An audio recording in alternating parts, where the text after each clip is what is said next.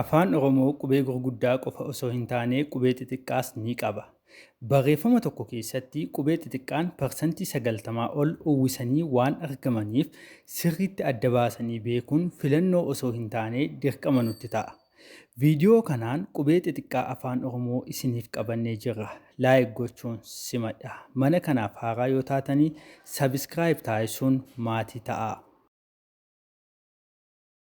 A A Ba Ba Ca Ca Da Da E E Fa Fa Ga Ga Ha Ha I I Ja Ja Ka Ka La La Ma Ma Na Na O O Pa Pa Qa Qa Ra Ra Sa Sa Ta Ta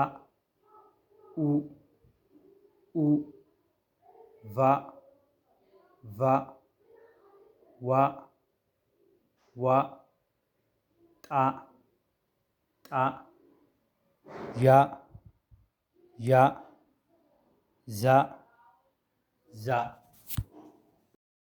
Qubee xixiqqaa kanaa akka hin dagannetti irra deddeebiin shaakalaa. Onlaayinii barachuuf Duwwaa 915556475 jechuun iimoo waatsaappii fi teelegiraamii irraan na dubbisaa. Yeroo barnootaa gaarii.